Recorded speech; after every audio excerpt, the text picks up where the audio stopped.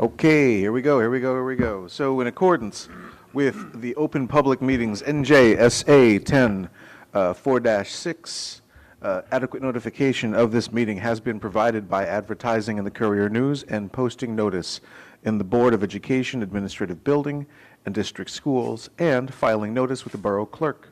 I hereby call to order the regular public meeting Tuesday, May 6th, 2025, in the Lincoln Middle School Cafetorium, 400 Dunellen Avenue at 7:02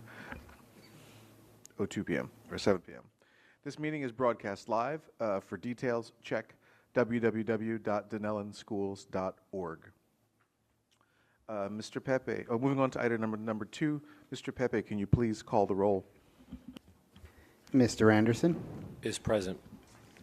Mrs. Condit, Present. Ms. Ibach, Present. Dr. Gendrano, Present. Mrs. Howard, Present. Mr. Sa'anoy, Present. Ms. Schimpf, Present. Mrs. Shep, Present. and Mr. Walker. Here. All board members present. Okay, wonderful, thank you. So, moving on to item number 3 on our agenda, executive session. The Dunellen Board of Education will now adjourn into executive session to discuss items that fall within the specific exceptions to the Open Public Meetings Act, see NJSA 10 4-12B. The confidential matters discussed by the board during the executive session include items related to individual privacy, collective bargaining agreements, pending or anticipated litigation, and personnel. Any discussion that does not need to remain confidential will be made public as soon as it is practical. Minutes of the executive session will not be disclosed until the need for confidentiality no longer exists. All individuals who may be discussed in executive session have been adequately notified. Action will take place after the conclusion of the executive session. At this time, I'm looking for a motion to move to executive session. Move to go to exec.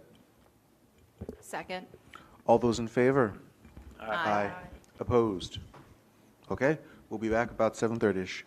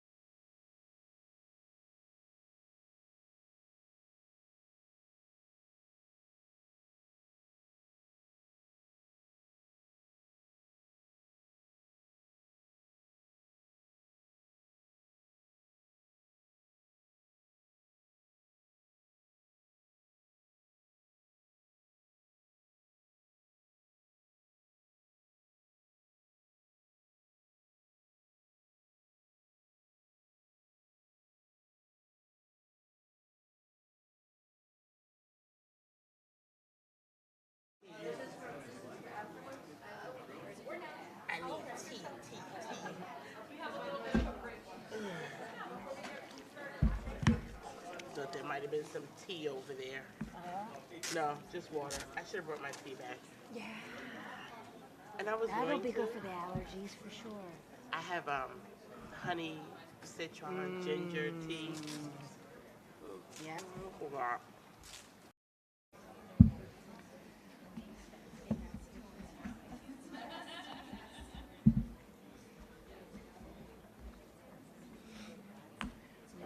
When's your last day at your district? The 24th.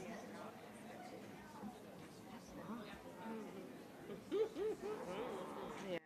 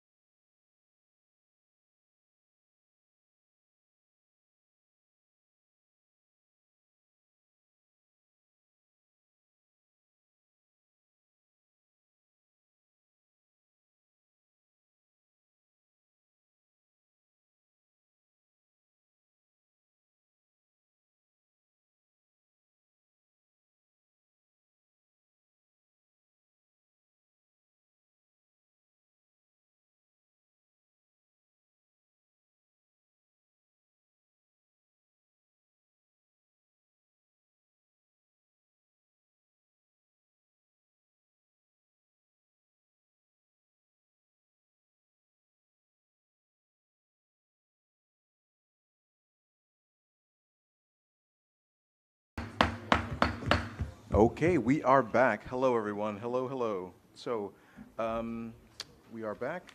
At this time, I'm looking for a motion.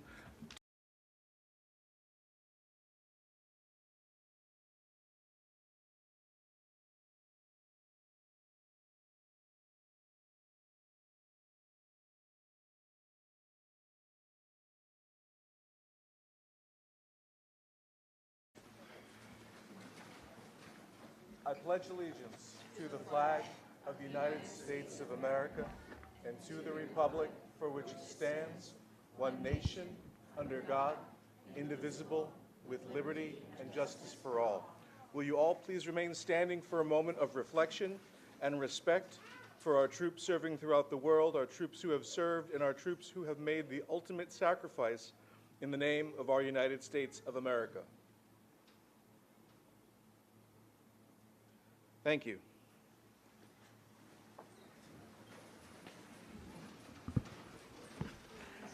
Moving on to item number 5, approval of minutes. I'm looking for a motion to approve the Dunellen Board of Education meeting minutes from April 8th, 2025. Approve 5A. Second. Open for questions or comments? Last call? Okay. Mr. Pepe, can you please call the roll? Mr. Anderson, Yes. Mrs. Condit, Yes. Ms. Ibach, Yes. Dr. Gingerano, Yes. Mrs. Howard, Yes. Mr. Satinoy, Yes. Ms. Schimpf, Yes. Mrs. Shep, Yes. and Mr. Walker. Yes. Motion passes. Fantastic. Moving on to item number 6, student recognition. I'll turn this over to Mr. Ross. Great. Thank you, Dr. Gingerano. Parents, it's very nice to see you all here. We're very excited to have our Students of the Month recognition for the month of May.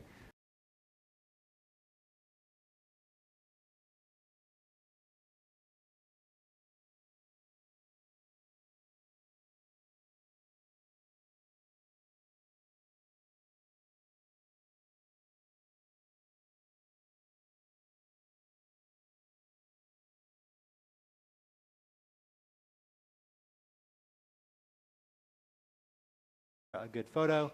And then when all of the schools are done, we're going to take about a 5-minute break. And then if you want to come up and grab a picture with your child or with your family, feel free to do so. And we'll let you, we'll give you the time to be able to do that. All right. So we're going to start today with the Dunellen High School. And I'd like to call up Principal Paul Lynch.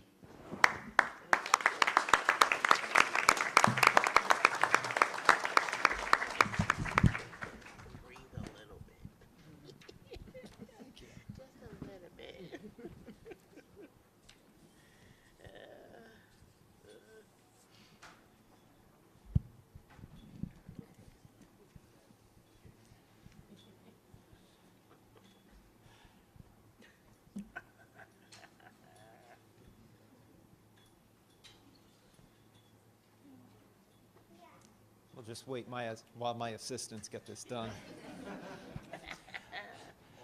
All right. Good evening, everyone. We're very happy to have everyone here for our Student of the Month recognition.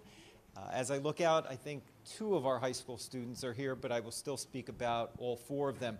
Our first Student of the Month is our 12th grade student. Her name is Liliana Cruz. She couldn't be here this evening. She was great and responsible and emailed me right beforehand that they had a family situation that they had to deal with. But Lily's been a great addition to our school this year. She had lived in Dunellen.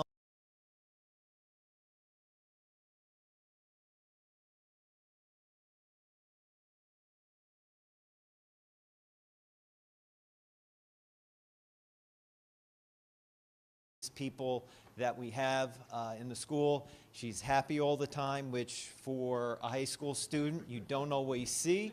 And so our 12th grade student of the month is Liliana Cruz.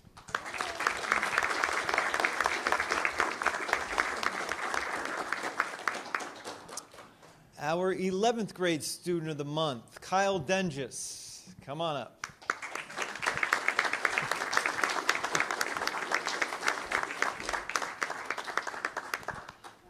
Kyle, another one of the fantastic students that we have here at the high school.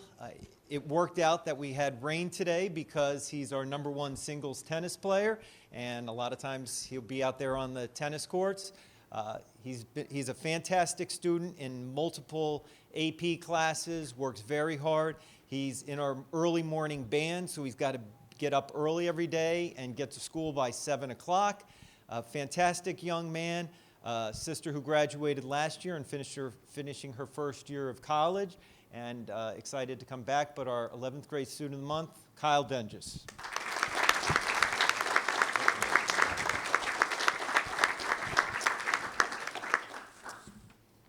Our 10th grade student of the month, Michael Ferrer.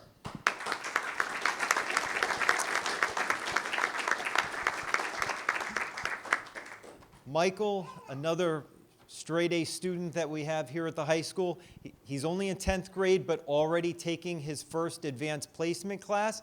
So I'm sure he'll be getting ready for that AP exam next week for computer science principals. He's a very hardworking young man.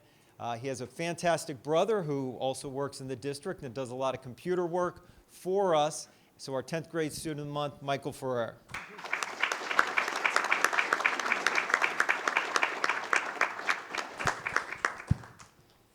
And our 9th grade student of the month is Cielo Martinez Quispe.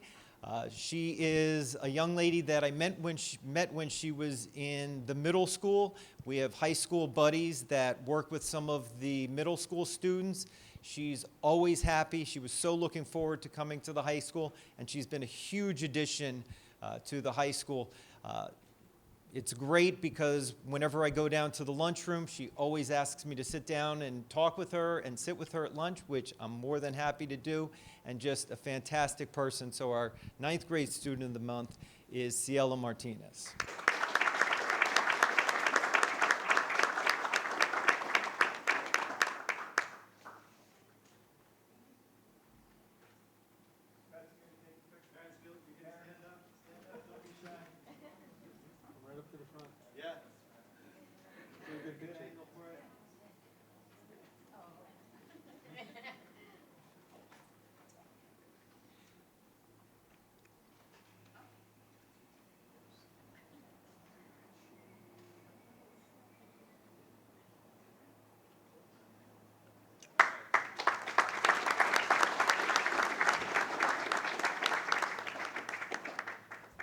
All right, next up, Lincoln Middle School, and we have our assistant principal, Ms. Caulfield.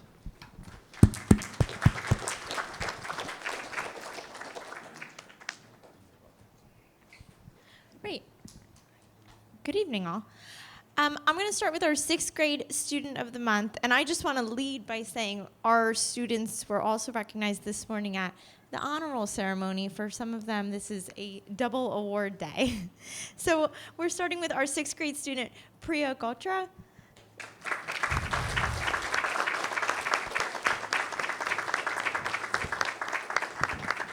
The sixth grade teachers are proud to recognize Priya as the May Student of the Month. Priya works tirelessly and demonstrates outstanding academic performance.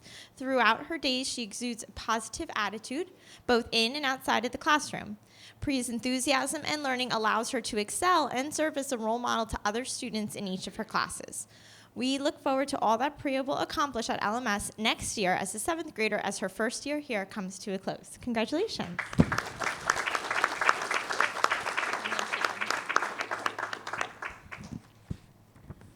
Our next student is in seventh grade, Samantha Uhler.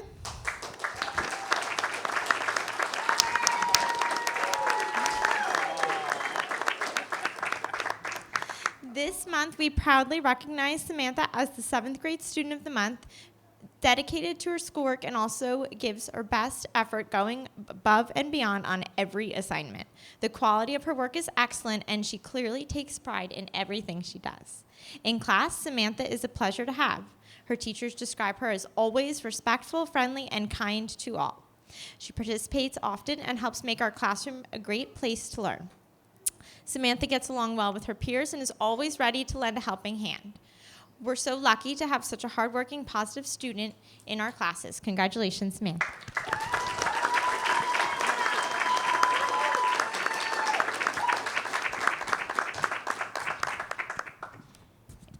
Last but not least, we have Emily Parlo-Panides in 8th grade.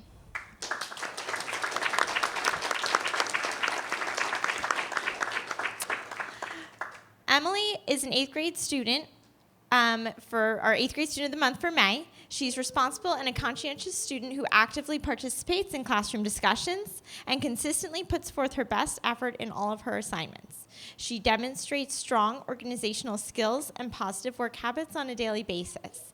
Emily has achieved high honor roll, earning all A's for all 3 marking periods so far this year, reflecting her dedication to her academic excellence, as that's no easy feat. We are so proud of Emily and the meaningful contributions she makes here at LMS. We know she will be successful at high school next year. Congratulations, Emily. Thank you. That's for you.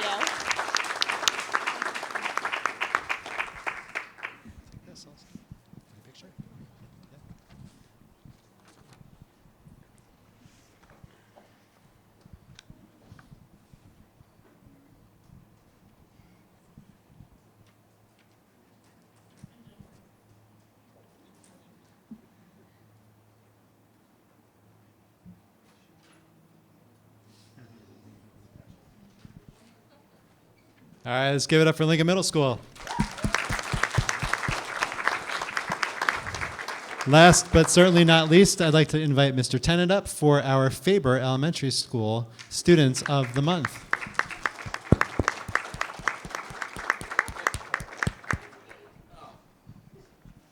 What's going on, everybody? How we doing?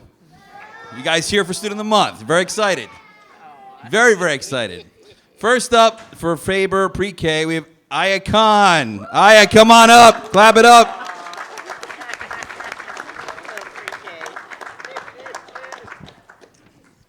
Aya is bright, happy, and a sweet girl. Aya enjoys being a leader in the classroom, assisting classmates with their work and helping the newest students with daily tasks. Aya is not only respectful and caring with her classmates, she's also respectful to her teachers. Clap it up for Aya, please. Kindergarten, we have Stella Sturcio. Stella, come on up.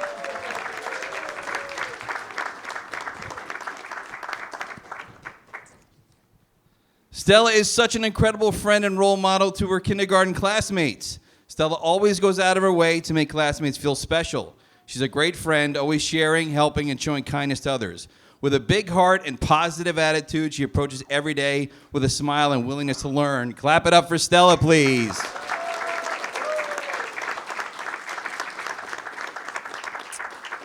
Our next up is first grade. We have siblings coming up here. Aya and Khan, come on up.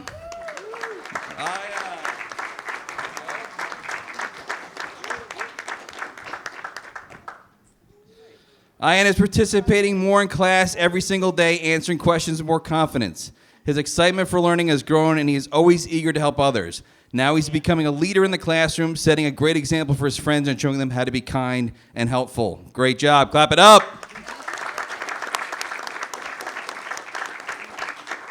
In second grade, we have that Beatlemaniac back there. Loves music. Come on up, Leon Kramer.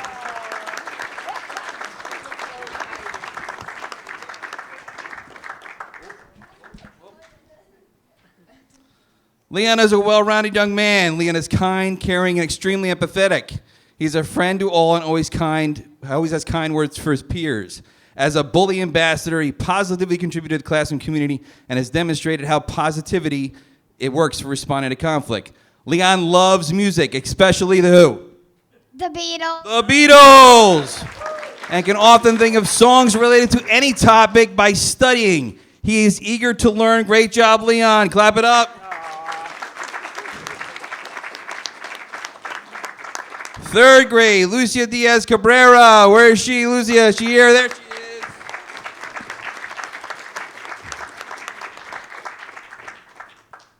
She's incredibly kind to everybody and works hard and always tries her best with a positive attitude, working every challenge and every problem in the classroom. Clap it up for Lucia, please. Fourth grade, Johan Garcia. Johan.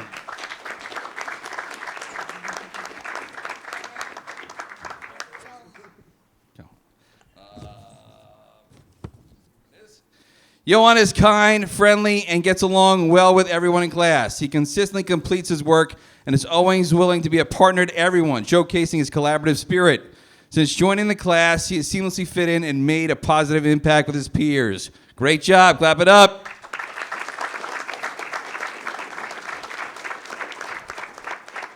Fifth grade, we have two. First up from Miss Ball's class, Joshua Mendez Gutierrez. Joshua.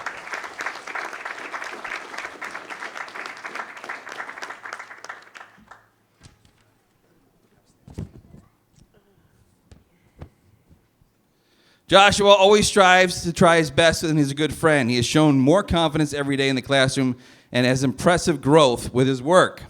He is a pleasure to have in class. Clap it up for Joshua, please. Next up for fifth grade, we have Gabriel Soto. Gabriel.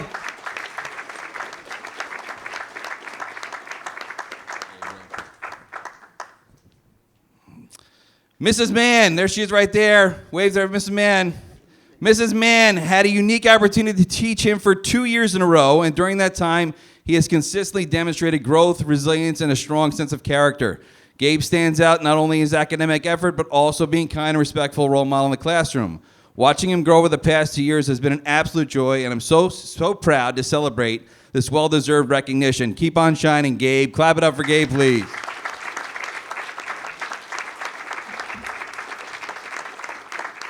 And our special area is Janeri Calderon Castillo. Come on up. The special area teachers are honored to award Janeri Calderon Castillo with a Student of the Month award. Janeri truly embodies the spirit of kindness, helpfulness, and friendship. She is someone who makes our school a better place just being in it. Please clap it up for Janeri, please. And this is the amazing Students of the Month at Faber. Clap it up, people.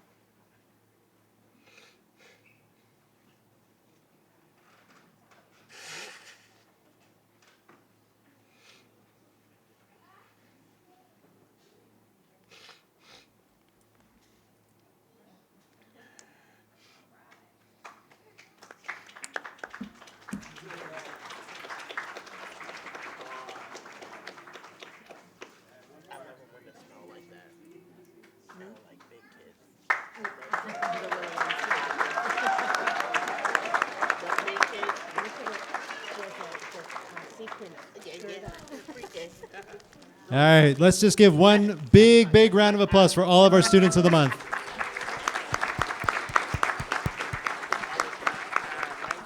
All right, so again, parents, thank you so much for being here. We're going to take about a 5-minute break. This is two-sided, so feel free to use either side. grab a picture, take your time, and then we're going to continue with our meeting. So again, wonderful to see you. Have an incredible evening. Thank you.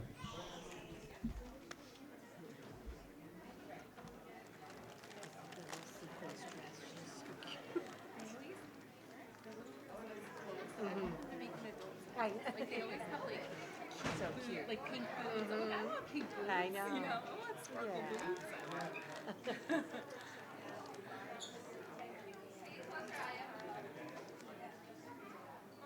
Sarah, you have a son, right? Yeah. What grade is he? He's in third. Yeah. I know. Just one? Yeah, one and done. We were. I'm an only child. Yeah. Me too. Yeah. And my son too. Okay. Yeah. We turned out okay. Yeah. I don't know about you, but I turned out. We turned out okay. I turned out great too. Mm-mm.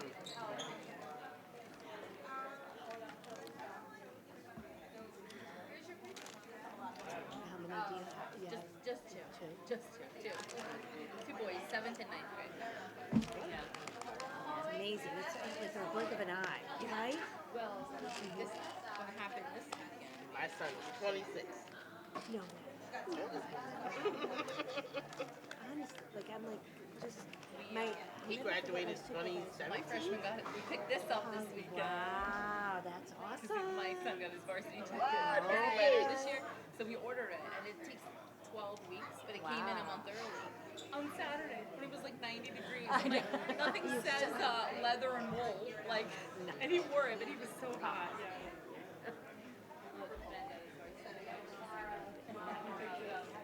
Oh, that's so cute. Brother and sister. I know. Yeah. Well, yeah, you can't not put it on.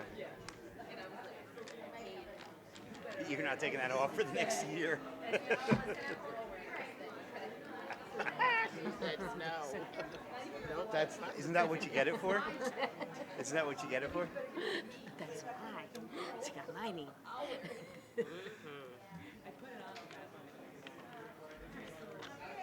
Oh yeah. But it's nice that they're so proud. I know. That's the that makes just seeing them be successful. You know, have such great growth.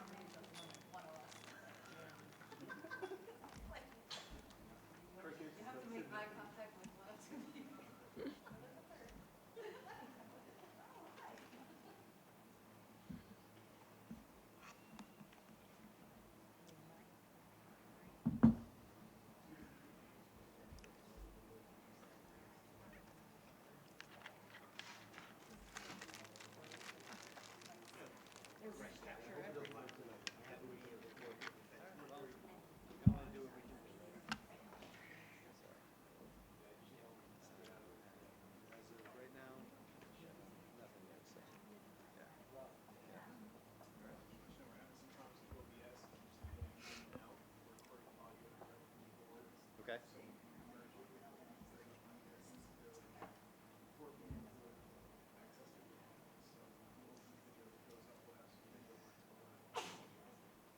God bless you. You're doing a board recording, direct to DI? Okay. Okay. All right. So you can add whatever, if I want like some reverb or something like that in post. It could be a remix. Post. Yeah. Yeah. Yeah.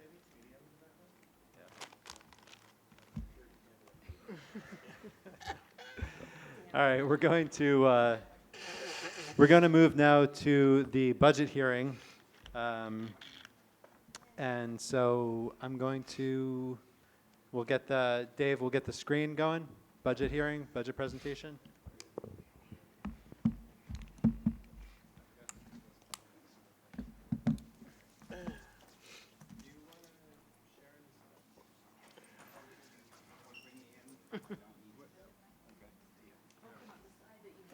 The one where everything adds up. That's your slide, That's your, Rich. yeah, gotta celebrate that. My line says everything and nothing else. You're the closer. This chart says yes. Hallelujah. The math.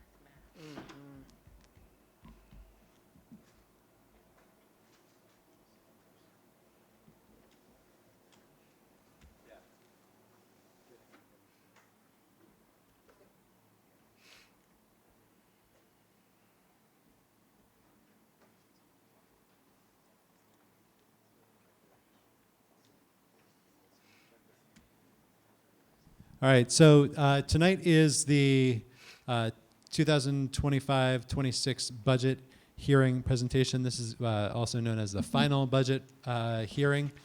And the information that's shared as part of this presentation is very similar to the tentative budget presentation, which was done in March, which has been on the website for a couple months as well.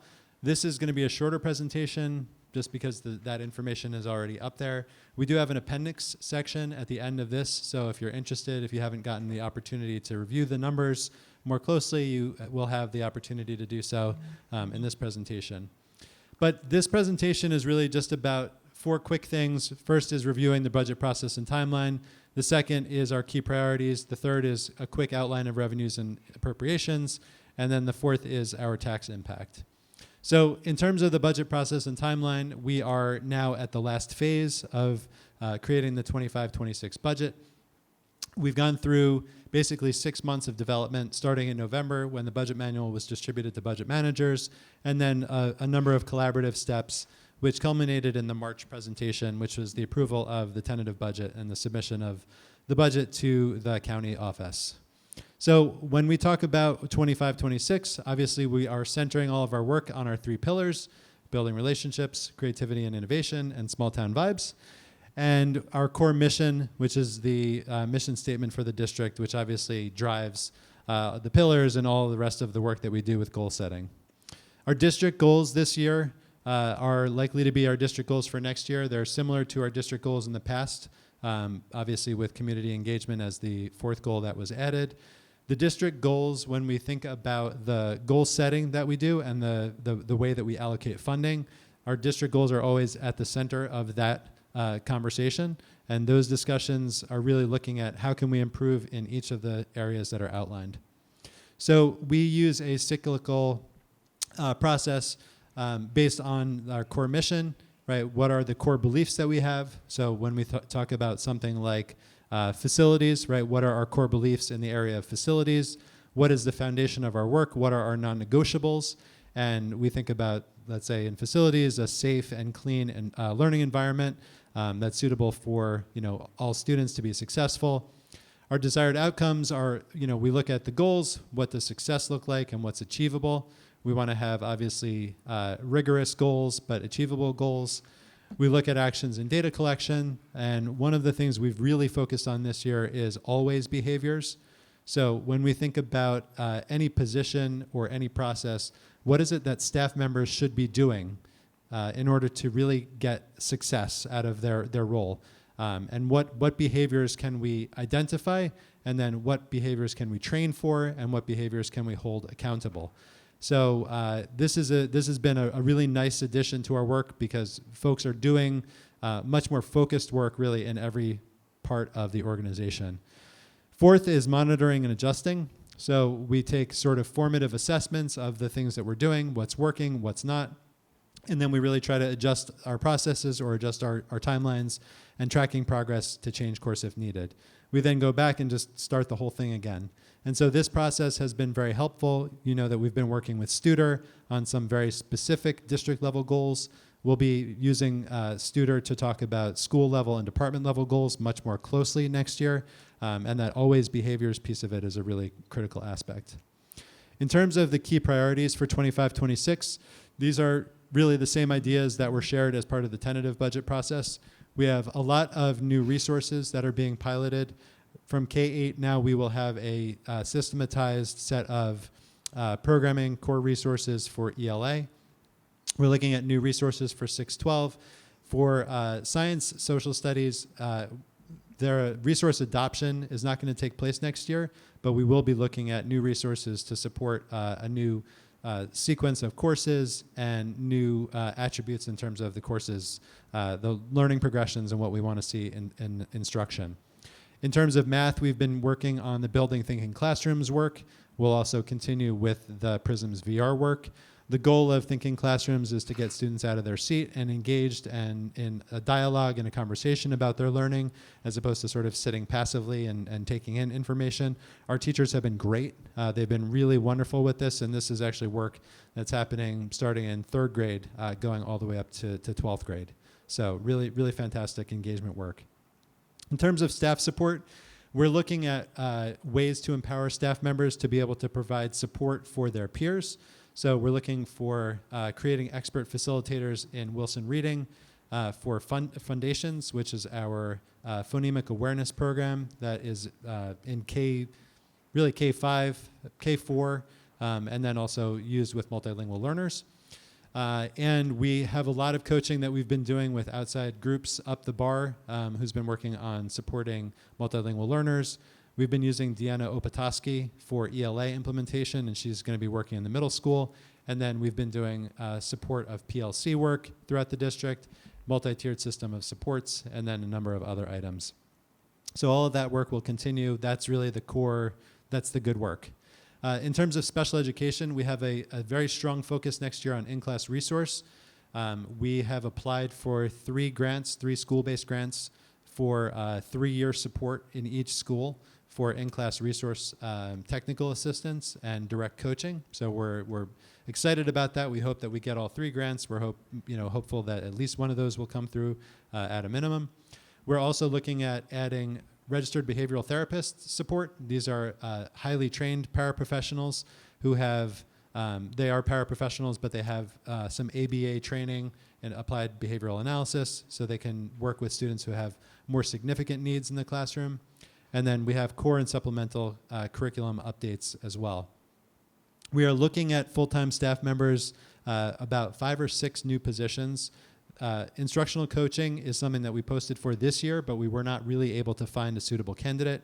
We think that putting these postings out in the spring, we're likely to get a much better pool of candidates for those positions.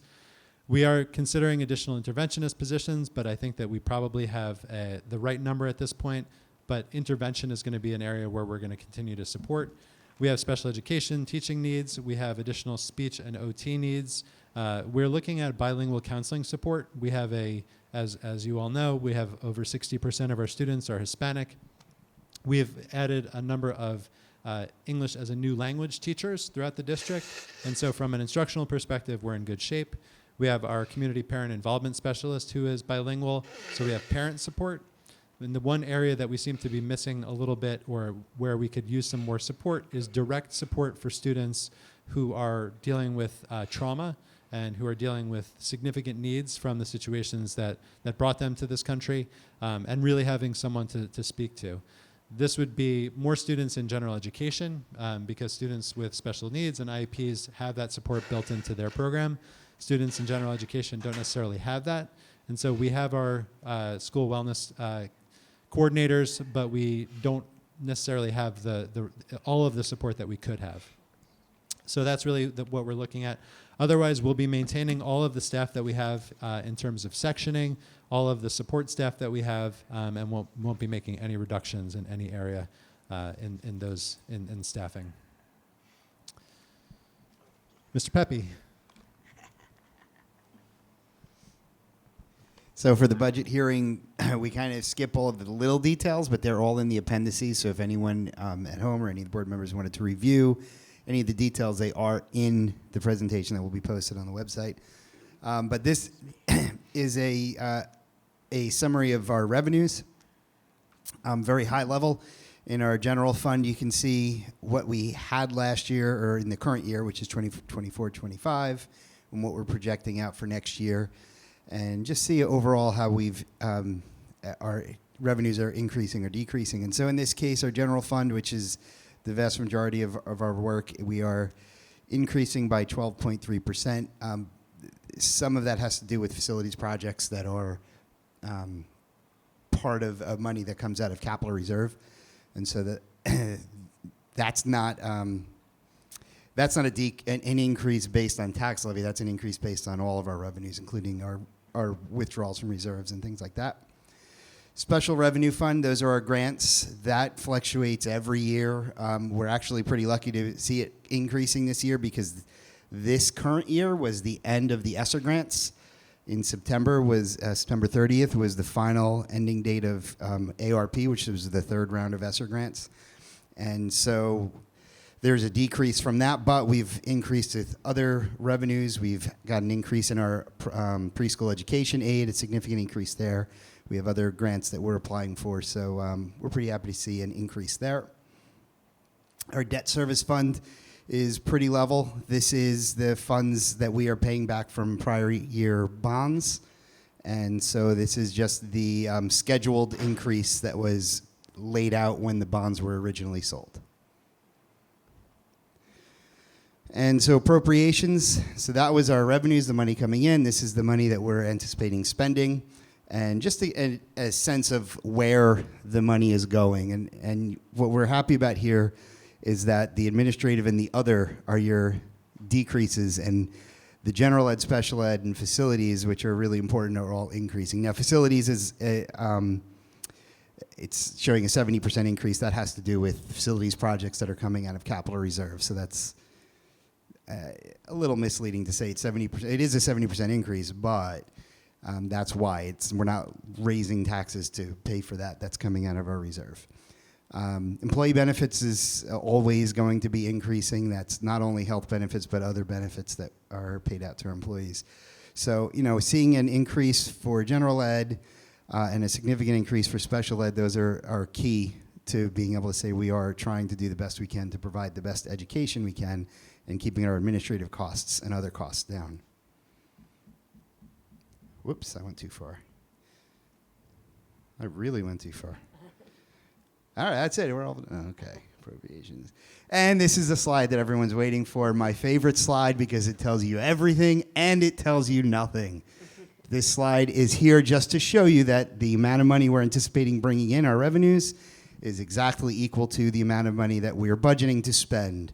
And this is the goal when we sit down to do a budget, is to say we've got to figure out how to keep our appropriations within the available revenues. And we have done that yet again.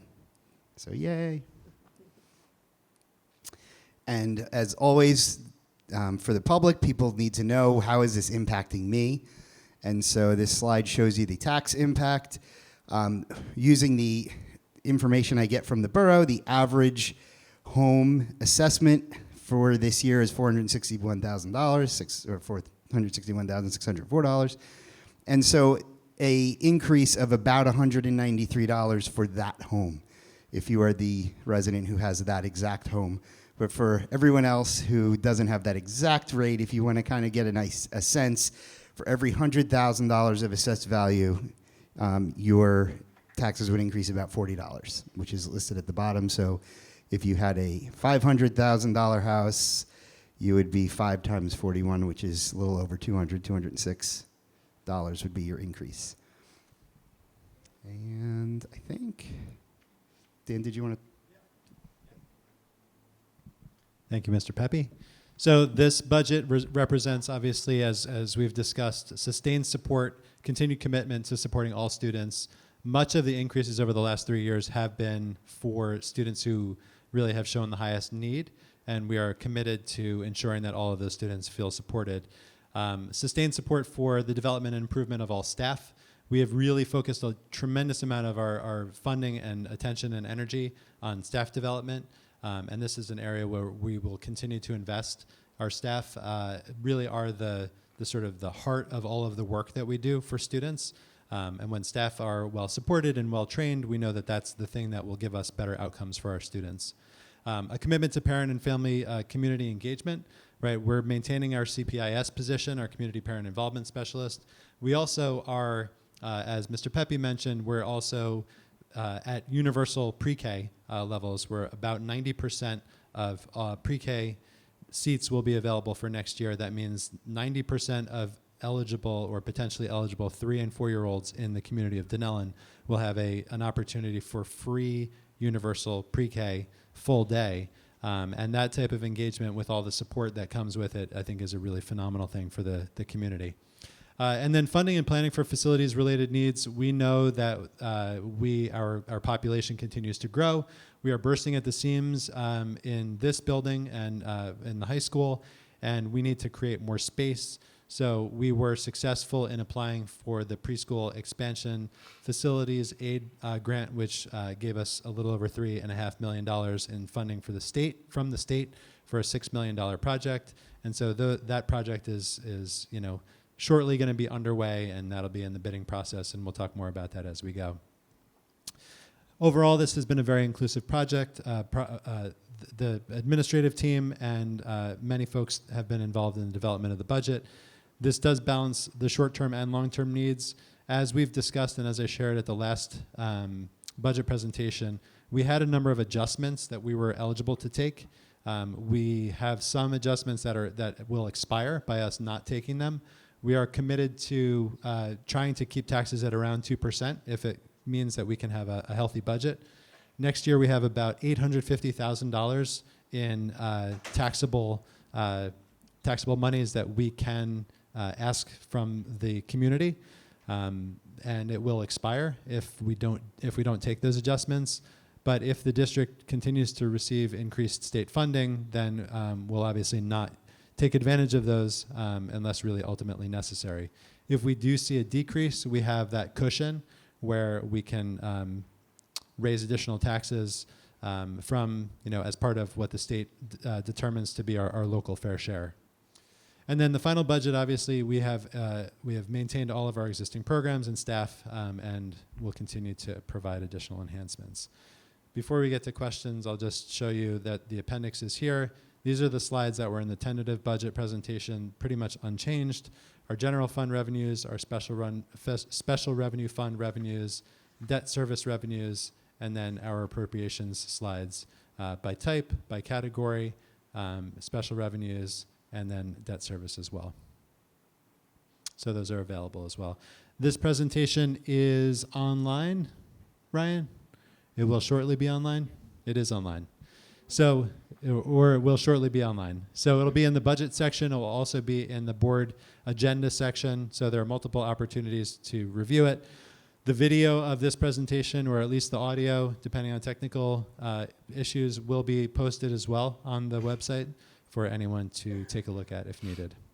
So with that, I am happy to answer any questions or take on any comments from the board members.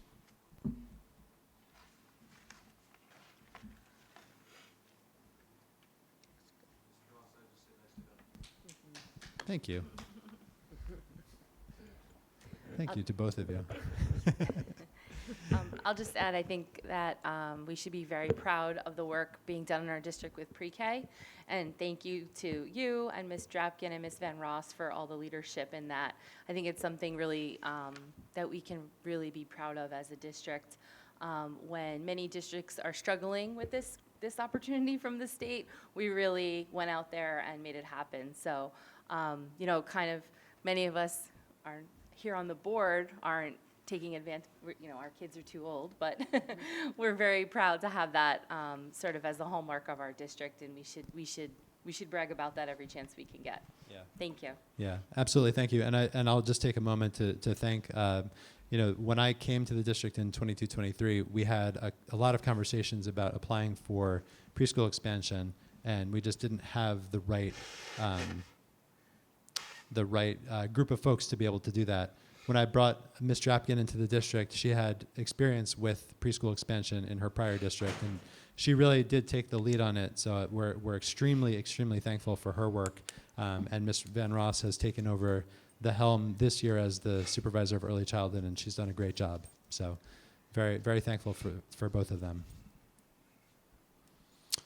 Okay. Well, thank you all. I think we have a public comment section on the budget, right? So I'm going to sit down. You're going to come back, and then we'll open it up.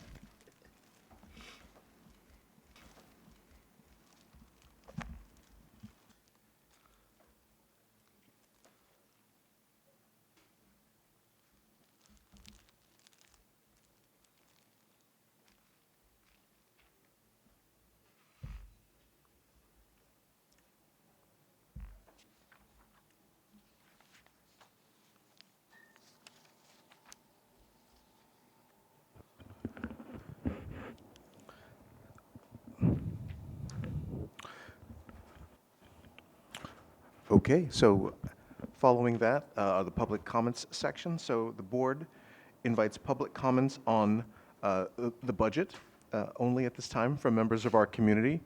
In accordance with Board Policy 0167, public comments sections are intended to provide an opportunity for members of the public to express themselves on matters, in this case, specific to the budget. The board administration will be taking notes during public comment, but will not provide substantive responses to questions or concerns raised by individual speakers. But if necessary, the superintendent may provide a brief response after the entire public comment period is completed. The board does appreciate and welcome feedback from the community, but is not at liberty to engage in a back and forth dialogue with members of the public during this portion of the meeting. Prior to making your public comment, please state your name and municipality. Please note that all statements must be directed to the presiding officer. So please come forward to the microphone at this time if you'd like to make comments on the budget presentation which you just heard.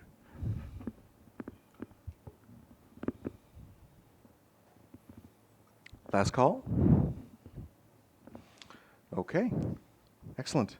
Moving on to item 7C, looking for a motion to approve 7C, which Approve is the 7C. Yeah. Second. Okay. Open for questions, comments?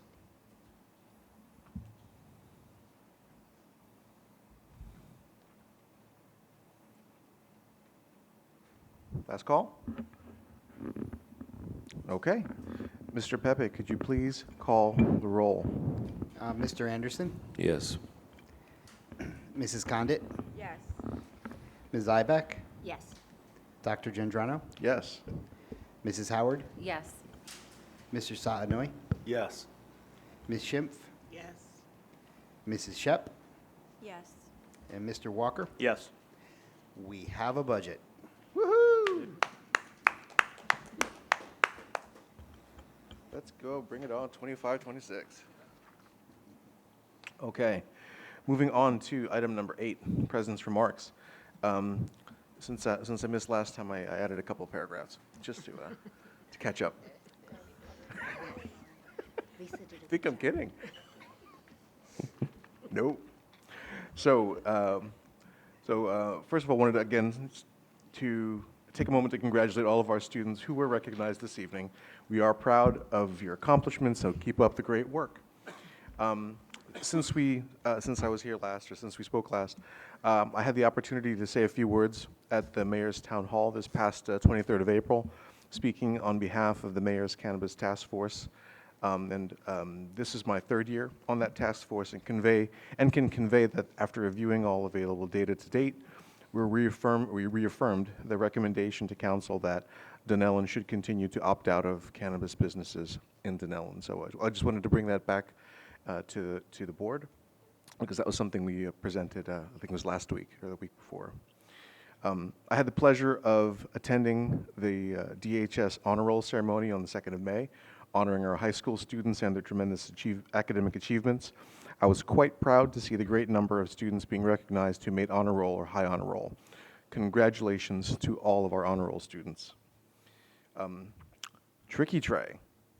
This past Saturday, May 3rd, we had Tricky Tray, and as I understand it, it was another successful event. So congratulations to the PTO and all of those who helped to make it such a great success. We will look forward to hearing what the final numbers are. I know Nicole's there somewhere. Is more there somewhere? But as I understood, it was a great success. My son came back really, really tired, so if that's any measure, he was beat tired. And moving on, so I wanted to also take a moment to mention Teacher Appreciation Week, I believe is this week, the 5th to the 9th of May. Thank you to all of our teachers for the great work that you do. And coming up this weekend is Mother's Day on the 11th of May, so thank you to all the mothers for shaping the world. Behind all of our own stories are our mothers' stories, because it's in her story where ours begins. So thank you, moms.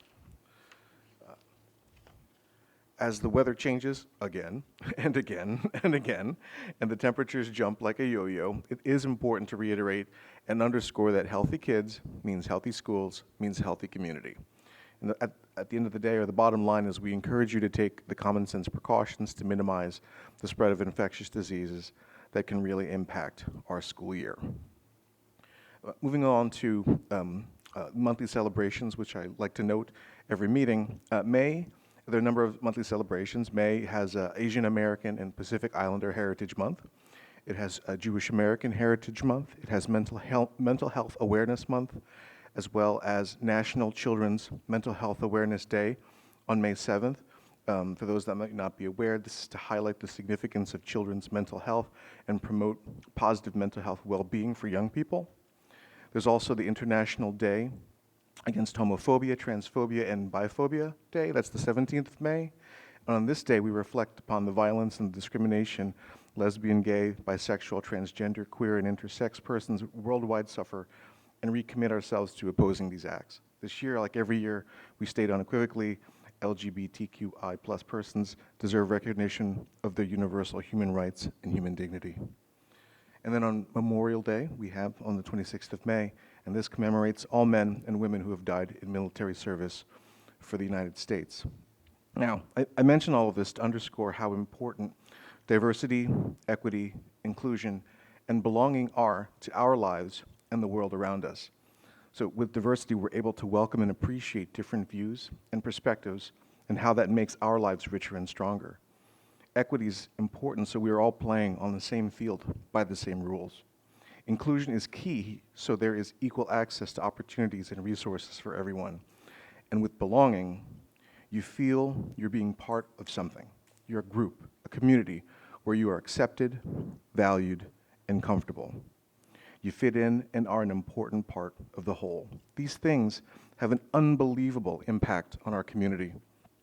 Open, honest, and genuine communication that is respectful, positive, supportive, fair, and most of all, kind, goes a long way in strengthening a community.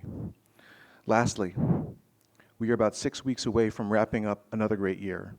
As we participate in the many events this month and next, please take a moment to appreciate all the little moments from this year that added up to something truly significant. Let's celebrate all of our students as they make their push into the home stretch of the year. Thank you, everyone, for your time and listening. Moving on to Superintendent Ross's report. Thank you, Dr. Gendrano. So I'm going to start the superintendent's report with the student report. So I'm going to turn it over to Cesara. Good evening. So I have a brief student report that I want to present to everyone. So on April 22nd, the National Honor Society went on a field trip to an escape room center in Brooklyn, New York. Students were placed into teams and challenged to complete tasks in order to escape being sprayed with slime, foam, or paint. It was a fun and engaging experience for all involved. On May 1st, we held our honor roll assembly, recognizing students for their outstanding academic achievements during the third marking period. Last Friday, May 2nd, we hosted our spring pep rally, our final one for the class of 2025. Students participated in several exciting games and activities, including red light, green light, a 4x100-meter relay, a water balloon toss, and the school-wide favorite, the tug of war. Tomorrow, May 7th, students enrolled in AP Literature and AP Computer Science A will be taking their respective advanced placement exams. AP testing for other subjects will continue throughout the next few weeks. Also tomorrow evening from 6 to 8:30 p.m., our spring band and choir concert will take place at DHS. On Friday, May 9th, the DHS Drama Club will host the Dunellens from 7 to 9 p.m., an exciting event celebrating our student performers. Next Friday, May 16th, the class of 2025 will head out on their senior field trip to the Pocono Valley Resort. Tomorrow, May 7th, the safety ambassadors will hold their last presentation, and that was actually today. So safety ambassadors held their last presentation today, and it was at Favor Elementary. The high school ambassadors have educated the students on topics of wheeled safety, pedestrian safety, falls prevention, healthy eating, and safety in and around cars. Finally, on May 22nd, DHS will host their prom at the Imperia in Somerset. Transitioning into spring sports, for baseball, our varsity boys baseball team currently holds a record of 10 wins and 6 losses. The team is currently waiting to receive their opponent for their first match of the GMC tournament. On May 14th, the boys will play their senior night against Piscataway Magnet. Our blurb for softball has been prepared by Coach Carrie Johnson. So this season, the softball team's on the younger side, 1 senior, 2 juniors, 7 sophomores, and 5 freshmen. Despite being on the younger side, the team is 8-6 overall and 8-2 in their division, putting them in second place. Their schedule is on the tougher side outside of their division, playing teams that are 2 to 3 divisions ahead. Their pitching, is being led by Savannah McCain, Katie Garcia, and Casey Manna. Their batting is led by Alexa DeVesa, Rose Chicolella, Kyla Fucito, and Kylie Teague. They're looking forward to their GMC tournament game coming up next week in hopes of having a home game. They're also celebrating their lone senior, Anadeli Butrago Fitzgerald, on Friday, May 9th against South Amboy at 4 p.m. For track and field, as of right now, our track team has not won a dual meet. However, they're a very young team, and they end every meet with plenty of first-place finishers in various events. Today, the team competed at the GMCs. As for boys tennis, the team holds a record of 1-1-7. They're a small but tight-knit team with only 2 seniors, and they're hoping to turn their season around. Thank you. Thank you, Jazara. So, number of items for the superintendent's report. The first, as Dr. Giangiano mentioned, is that this is Teacher Appreciation Week. And so this is the week, first and foremost, that we do some special recognitions of all of our teaching staff members. These are our folks, K-12, who work with students on a daily basis in their classrooms. This is the educational core of our district. This is where we spend the most money, this is where we focus the most attention, and this is where we get the best rewards. We have wonderful staff members, wonderful teachers in our district, really who have been engaged in the incredible work that we've been doing. I obviously am very thankful for my relationship with Asela Laguna Marau, who is the tried and true president of the DEA, and we have a lot of discussions about what's working and what can be improved. And there's always things that can be improved, but our teachers and our staff, I think, are feeling very supported at the moment, and I think we're moving in the right direction. So congratulations to all of our teachers. Thank you for Teacher Appreciation Week, especially as well to our PTO and Ms. Moore, who has spearheaded 3 days of incredible food and eating and enjoyment for our staff members at each of the buildings. There is snacks today, lunch tomorrow, dessert on Thursday, and then also some very cool giveaways that the PTO is running. PTO has been an amazing partner with the district and also in support of our teachers. So huge thank you to you and to your team for that work. In continuing to celebrate our staff members on Friday, we also recognized our Educators of the Year. And for this year, the Dunellen High School Teacher of the Year, Educator of the Year was Tammy Del Rosario. For Lincoln Middle School, it was Stephanie DiBiase. And for Faber Elementary School, it was Shari Kraus. We also have one educational specialist for the district who was recognized this year, and it is Lisa Leibowitz. So those folks will be recognized at the June 10th board meeting. Bless you. Allergies have been really bad this season. That's maybe the next item on my update. But congratulations to those 4 incredible staff members. The Educators of the Year are selected through a very sort of formal process of ranking, reviewing, and rating folks who have really done great work in their classrooms, supporting staff members, supporting teachers, supporting the school community. And these are really 4 of the best that we have. So congratulations to those educators. We also will be recognizing our retirees at an upcoming meeting. This is actually the meeting on May 20th, which is in 2 weeks. We have 4 retirees that we have information about at this point. We have Deb Casabona, who serves as our accounts payable coordinator. We have Dan Hummel, who's a PE teacher at the high school and middle school. We have Miss Sandy Hoy, who is our director of accountability. And we have Kelly Vetter, who has served as an art teacher at Faber. These 4 individuals will all be recognized by their administrators. There's going to be a really nice speech and sort of a whole process for those folks. That's 2 weeks from today. That's May 20th for the retirees. We also have renewals coming up, and this is part of this agenda and then our June agenda.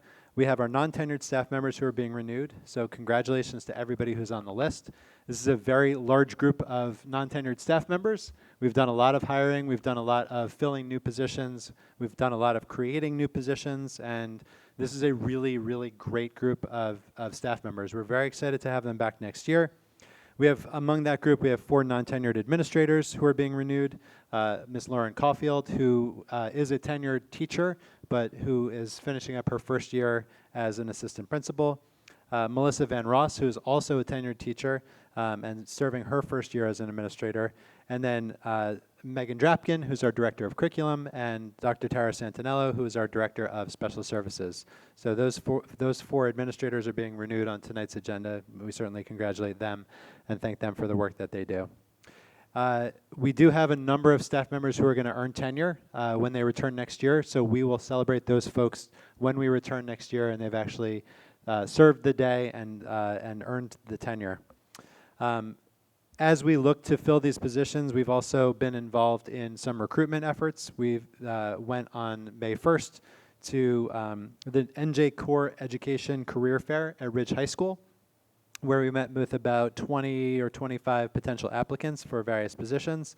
And then on May 22nd, a team from the district is going to the NJ TESOL recruitment effort.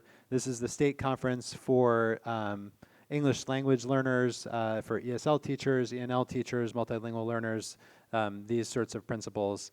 And it's a large conference. I think it's a very good ground to find bilingual staff members, bilingual educators, ESL teachers, et cetera. So we'll be there recruiting for the district.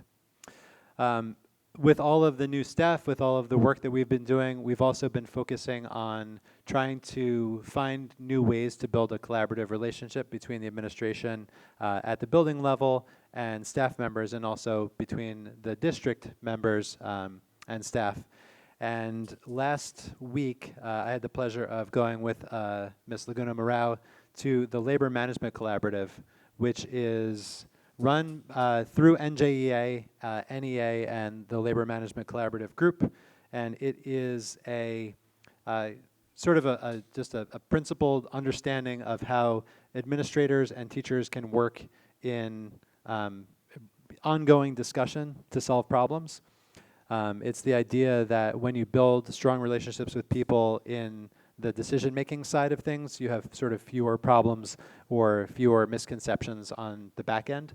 And we had a really great time at the event. We had a very good set of conversations about the work that was being done in Cherry Hill, which was kind of the host district. And I've made the decision to move forward with sending a team of administrators and staff members forward to the second convening, which is in 2 weeks in Clifton. So if you've looked at professional development approval, we have a large number of teachers and our administrators who are going to be going, including our principals and directors and teachers from each of the buildings. So I think this is something that really could pay benefits for the district. We have a lot of really positive conversations, but they're not necessarily systematized in the way that they could be. And so we have some key individuals who will be attending who I think will serve the district well and ensure that communication is as positive and productive as it possibly can be when we're looking at challenging issues or just working on kind of day-to-day operational things. We have a couple other things that I'll discuss. We have the Faber Band and Choir Concert tomorrow, which is being held at the high school. We had 2 great honor roll ceremonies, as these folks have mentioned. The middle school held its first one with a new structure today, which was that students would be recognized individually and go on the stage and receive a certificate and a handshake and really have a much more sort of formalized ceremony. It was great. So the high school did its second one last week in this structure, and the middle school had its first one today. So I'm very thankful to Beatrice Jimenez, who helped organize and work with Mr. Altmeyer and Ms. Caulfield to plan this event, and she's been great in terms of these events. Spring testing is well underway. We have NJSLA testing started at the end of April at the high school. Middle school testing starts tomorrow. Faber testing starts next week. We're also in the first of 2 weeks for AP testing, with AP Bio being the first exam yesterday. So a lot of assessment happening throughout the month of May. Professional development, we have 1 professional development day left in the district. It's the Friday before Memorial Day. We have a keynote speaker who will be talking about some of the challenges faced by immigrant students and sort of the district's responsibilities and staff member responsibilities in supporting those students. We have vertical articulation for different content areas planned, some principal meetings in the afternoon. Way that we've done this PD is really sort of heavy focus in the morning on teaching and learning, and then much more relaxed in the afternoon, much more sort of SEL based. So we will be doing SEL activities. We have the puppies coming in for puppy yoga. We're also doing kickball. We're also going to be hosting a blood drive, which I think is a really very, very cool initiative. And then some other activities as well. So that's the Friday before the very long weekend of Memorial Day. We have a number of other PD initiatives that we've been working on, as well as continuing with instructional coaching. I'm not going to go through them all, but I will also mention that we are in the process of applying for 2 new grants, one of which already appears on the agenda and one of which we're going to read into the record. The first is Part 2 of the Teacher Climate and Culture Grant. If you'll recall, we received this grant last year. It was $125,000 to support climate and culture efforts throughout the district. The second part of the grant just came out, and it is due on Thursday. It is only eligible or available to districts who did receive the grant in the first round. It is $61,250. So I think we are very likely to receive that grant.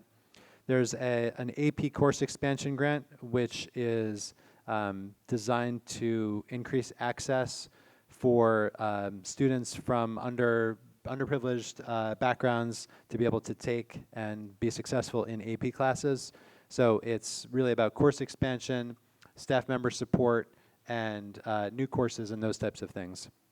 That is a $50,000 grant for a district our size, and that is due next week. So we're very excited about those 2 grants. And then I'll do the enrollment update, and then I have two other items. So the enrollment update, we are, I think, at a new record in the district. We hit 1,382 students just in our facilities, and that is a slight uptick at Faber Middle School and the high school. And we have 1,425 students if we include our private pre-K providers. So we're up 8 students from the end of last year. We're up 28 students from the beginning of the school year. And I do believe this is the highest that the district's enrollment has ever been. And I'm just going to finish with 2 passings of note. So the first is Dr. Jerry Stefanski. So Dr. Jerry Stefanski passed away, I believe it was last week. And Dr. Stefanski began his career as a teacher in Sayreville in 1962, held administrative positions in Keensburg, in Sayreville, and at Dunellen High School, where he was both assistant principal and principal. And then he became superintendent in 1974. He served as superintendent for 22 years until his retirement in 1996. He received his doctorate degree from Rutgers in education, administration, and supervision. I don't know that we have any superintendents this day and age who serve for 22 years, so really quite a remarkable history in the district, and also having served as an AP and a principal as well prior to that. Dr. Stefanski was also an active member of the Dunellen Greenbrook Rotary Club, where he served as a board of directors.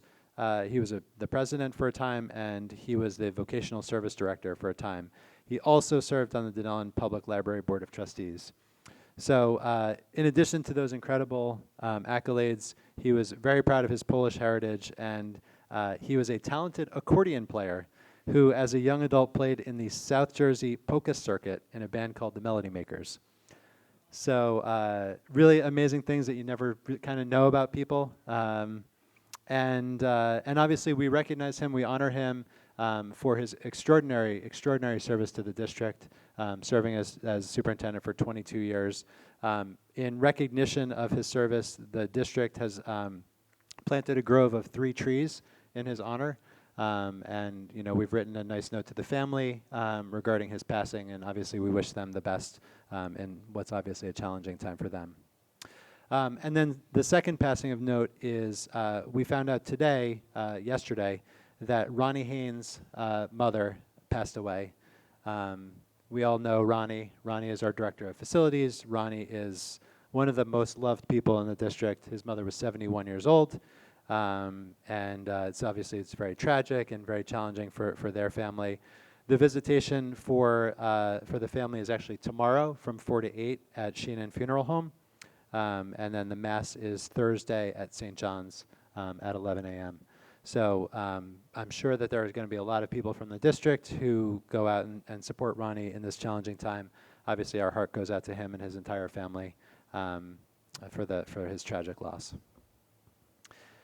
And with that, that is the superintendent's report. Okay, thank you, Mr. Ross. So at this time, moving on to item number 10 on the agenda, public comments on agenda items only. So the board invites public comment on agenda items only from members of our community in accordance with Board Policy 0167. Public comment sections are intended to provide an opportunity for members of the public to express themselves on school matters of community interest. The board and administration will be taking notes during public comment, but will not provide substantive responses to questions or concerns raised by individual speakers. If necessary, the superintendent may provide a brief response after the entire public comment period is completed. The board does appreciate and welcome feedback from the community, but is not at liberty to engage in a back-and-forth dialogue with members of the public during this portion of the meeting. Prior to making your public comment, please state your name and municipality. Please note that all statements must be directed to the presiding officer. Please come to the microphone at this time if you would like to make comments on agenda items only.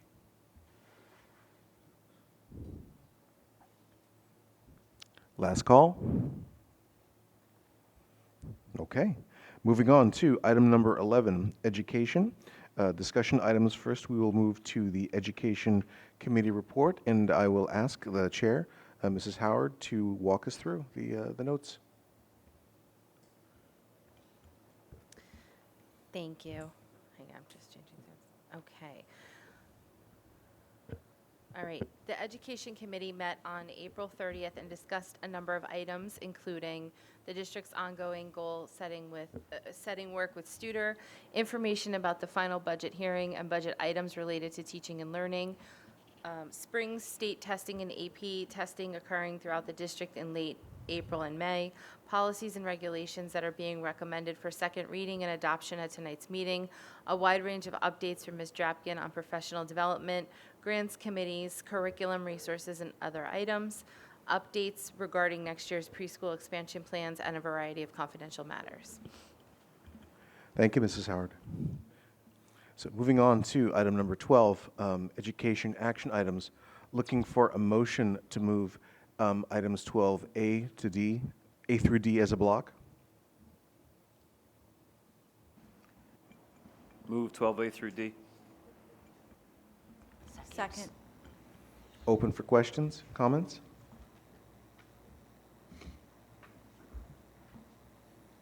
And just to note under item D, these are the second readings and adoption for board policies and regulations, student smoking, high school graduation, harassment and bullying, academic integrity, as well as student grievance.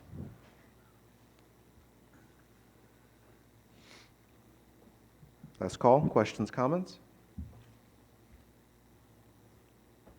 Okay, Mr. Pepe, can you please call the roll? Mr. Anderson, Yes. Mrs. Condit, Yes. that was yes. Ms. Ibeck, Yes. Dr. Gendrano, Yes. Mrs. Howard, Yes. Mr. Satinoy, Yes. Ms. Schimpf, Yes. Mrs. Shep, Yes. Mr. Walker. Yes.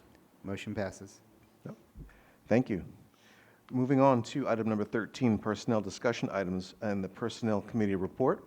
So the Personnel Committee met on April 30th. In attendance were myself as chair, Mr. Anderson, Mrs. Shep, and Mr. Ross. During that committee meeting, we discussed a number of items, including budget information for the 2025-2026 school year related to personnel and staffing. We discussed open positions and proposed staffing for the 2025-2026 school year. We discussed information about the evaluation process for the 2024-2025 school year. We also discussed minor changes recommended to business office job descriptions, and a number of confidential items. And so that was our committee report from our last meeting. So moving on to item number 14, personnel action items.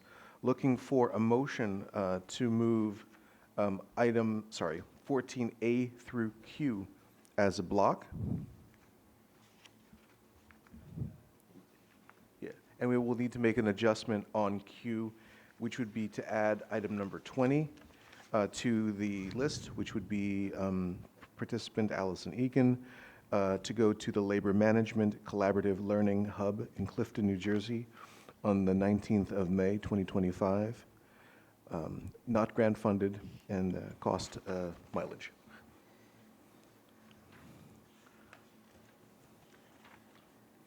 So looking for a motion to move 14A through Q with the with the addition.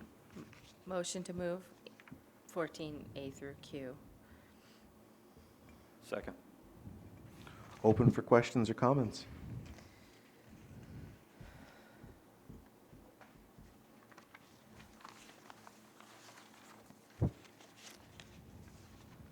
Last call.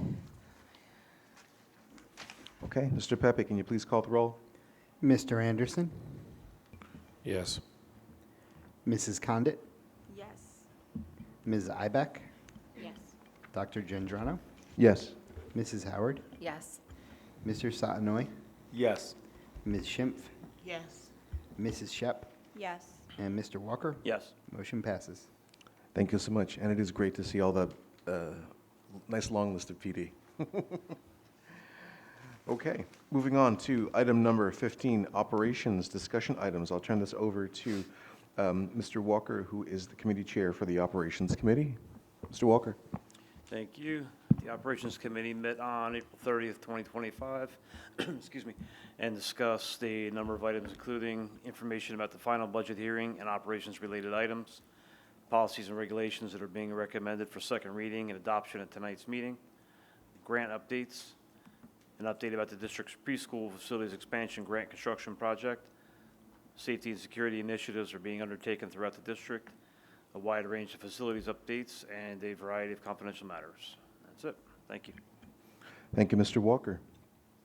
So looking for a motion to move items 16A through Q as a block. So there is a resolution to add. So there was an addition. Sorry. Yep, no. So item Q is related to the grant that I spoke about. And so the resolution for Q that I'd like to add is, upon the recommendation of the superintendent, the Dunellen Board of Education approves the application for funding through the New Jersey Department of Education Advanced Placement and International Baccalaureate Course Expansion Grant in the amount of $50,000. So again, the resolution is approves the district's proposal to apply for the NJDOE AP expansion grant to the tune of $50,000. Move to approve items A through Q, which includes the inclusion. Second. Open for questions or comments. For item L, can you just review what caused the increase?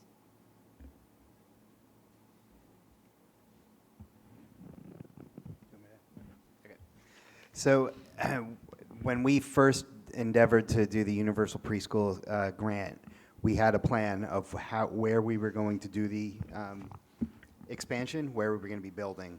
And it was a very quick turnaround for the grant application, and then a long wait for the DOE to approve it. When we finally got the approval from the DOE, we started looking into the actual detailed plans and found an issue. We had to change our plan, so now the project itself is in a different location than it was originally going to be, and there's additional work that has to be done by the architect to prepare new submittals to the DOE to get reapproved with the new modified project. So this is the cost that they're asking us to pay them for their additional time that's beyond what was originally foreseen with the original project. Other questions, comments?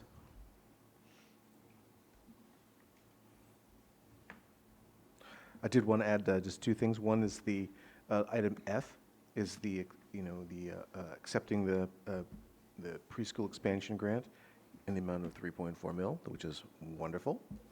And item O, which are second readings and adoption for board policies and regulations related to electronic surveillance in school buildings and on school grounds, food services, spectator code of conduct for interscholastic events, as well as cooperation with law enforcement agencies. So, any last questions or comments? Okay. Mr. Pepe, can you please call the roll? Mr. Anderson? Yes. Mrs. Condit? Yes. Ms. Ibach? Yes. Dr. Gendrano? Yes. Mrs. Howard? Yes. Mr. Satinoy? Yes. Ms. Schimpf? Yes. Mrs. Shep? Yes. And Mr. Walker? Yes. And we have 10 yes votes because the water fountain has also voted yes. I thought Motion the water fountain passes. abstained. I'm sorry. So we're moving on to item number 17, old business. Is there any old business that we want to bring back? I don't think we had anything tabled from last time, no? Okay. Okay. Moving on to new business. Is there any new business that anyone would like to discuss? I just want to take a moment, first of all, to congratulate Mr. Pepe for his renewal on the personnel section. So congratulations, and thank you for the work that you do. And I also just want to thank the folks from Deloitte who provided a very generous donation of $3,000 for backpacks for incoming preschool students. Yes. So that grant was actually spearheaded by Ms. Van Ross and a parent in the community who works for Deloitte, who is an incoming pre-K parent. So it's really wonderful to not just be able to bring students in, but also bring families into the district early. So we're very thankful for their work. So any other new business? I will make the plug for NJSBA workshop coming up in October. The dates are 20 to 23 of October. I believe that's a Monday, Tuesday, Wednesday, Thursday, I think. So if you are able to join, it is a wonderful event to come and learn from other board members, other administrators. There are a number of great presentations that happen over that period. We learn lots, and it's a fun time. You get to also meet and learn about your other board members. It's time to interact. So I just want to mention, I believe, Mr. Pepe, correct me if I'm wrong, we're registered for that, yes? We are registered and we have hotel rooms reserved, so anyone who wants to go, there is a way to get you there. Just got to let me know and we'll work out the details, and yes, we are registered. Awesome. So we have the registration and we have a place to stay. So please let us know if you're, talk to Mr. Pepe and myself if you're going to be able to go. It is, like I said, even if it's for a day or an afternoon, we pay the registration. so come join us and learn lots. There are a lot of great presentations. Mr. Ross, are you going to present it again this year, you think? We'll see. It's not time.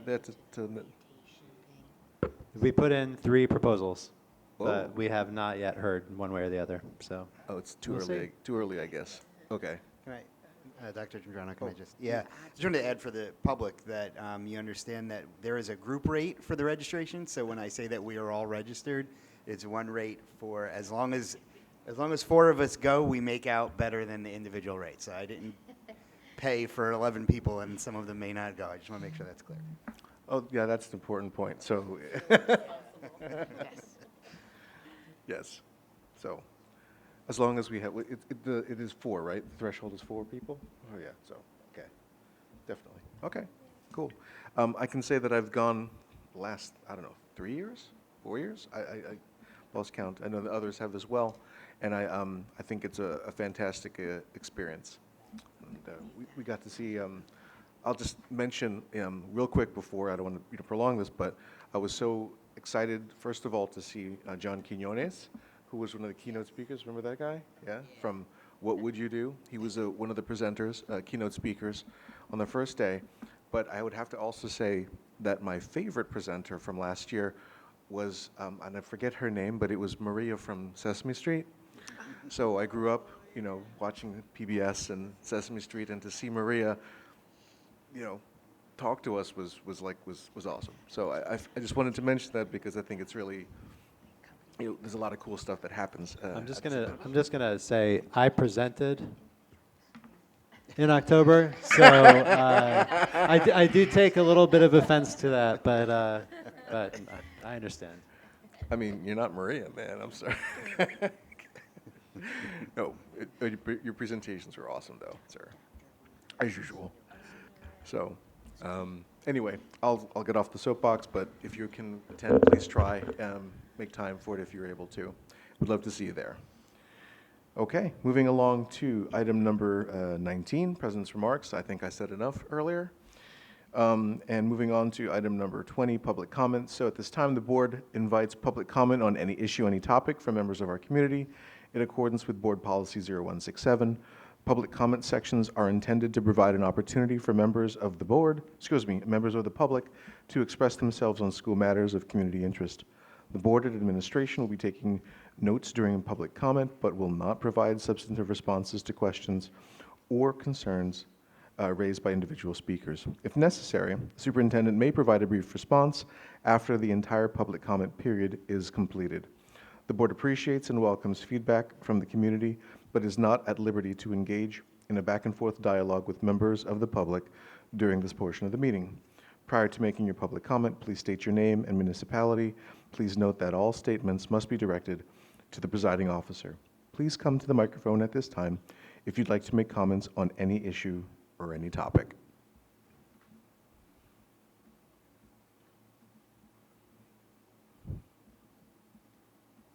Last call.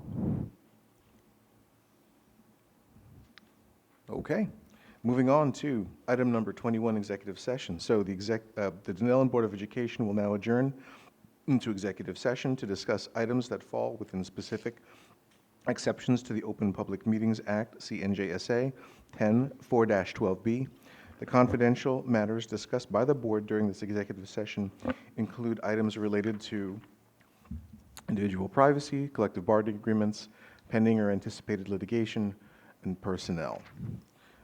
Any discussion that does not need to any discussion that does not need to remain confidential will be made public as soon as it is practical.